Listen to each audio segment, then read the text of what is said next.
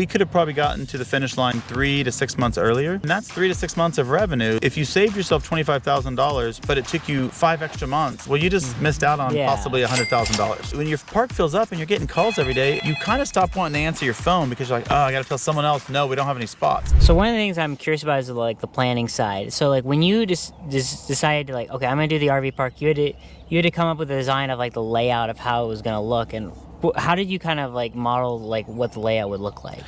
So I drove around and I estimate 30 to 33 parks that I went and checked out and looked at. I wanted to see for myself what looked good, what didn't look good. And I started coming up with this overwhelming, I think you and I discussed this earlier. I started coming up with this overwhelming sense that most RV parks, or maybe that's not the right way to say it. RV parks' main tendency is to look like a parking lot. It looks like a parking lot with a few trees here and there sprinkled around. And it's really hard because, that's kind of the business. You're lining people up to park next to each other and live.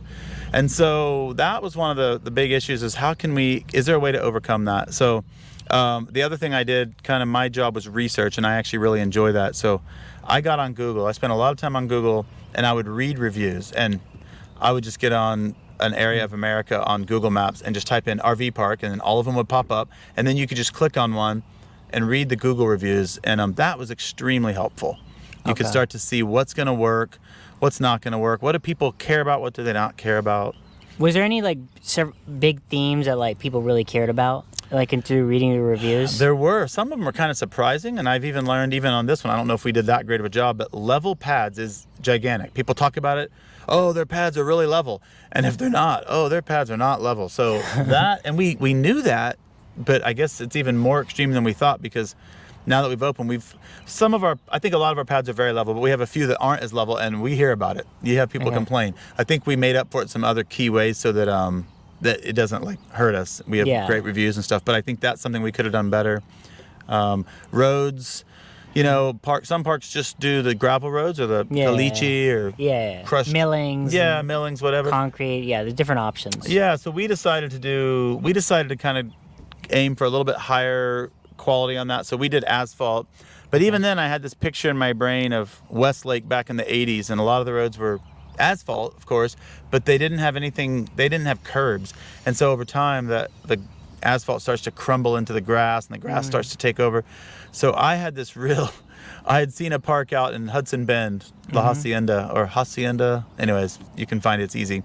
Very nice park out near Lake Travis, and they had the ribbon curb. I was like, oh, that looks really good.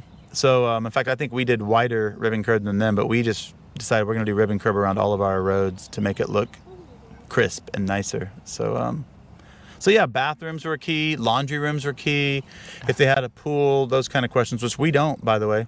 We kind of made a philosophical decision pretty early on, or a business strategy decision, that let's not try to do everything, because we don't really have the money to do everything.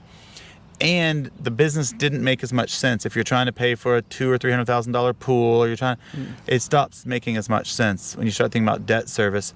So we said, whatever we do, let's do it very nice, do it very well. Let's not cut corners. So that's kind of been our strategy. I see. Yeah, I understand that, because especially when you're starting out, you have to put a huge amount of money down. Yes. And so I don't know if you guys paid all in cash, or if you guys did like some type of construction loan to kind of get things going, because I'm assuming there's a lot of upfront capital to start an RV park. Yeah, there is. And even the permitting process and your engineer, and I would say you don't really want to, even on an engineer, you don't want to cut corners. Like if we could go back, well, our engineer was great. The one we finally ended up with, he did a great job.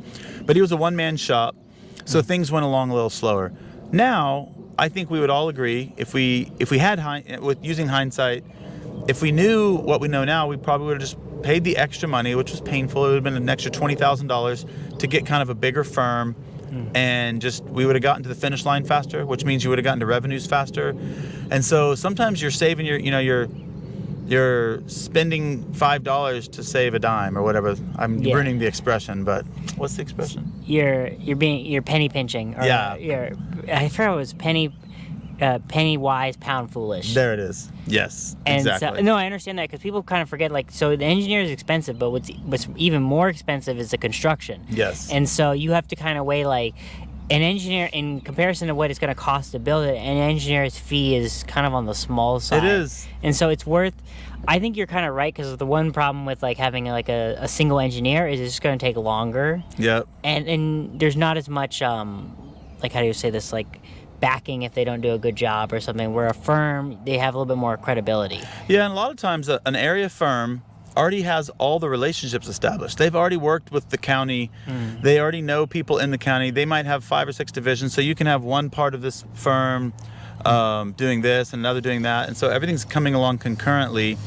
And that just, we could have probably gotten to the finish line 3 to 6 months earlier. Yeah. And then that's 3 to 6 months of revenue. So, when you're running an RV park and let's say you got 50 spots and you're charging, I don't know, $500 a spot, well, that's $25,000 a month. Well, if you saved yourself $25,000, but it took you 5 extra months, well, you just missed out on possibly $100,000. So it's a tricky balance, because I kind of sympathize in the sense that you don't know how well the park's going to do. Right. Yeah, we were scared. You don't, because you're most. So from my experience, most RV parks are along like a major highway. Because people can see it, they drive by it, their visibility, and yours is not. That is not the case. Nope. That was the reason why I'm like, it's probably a little bit, but you probably got the land at a much better price, and there's just pros to that.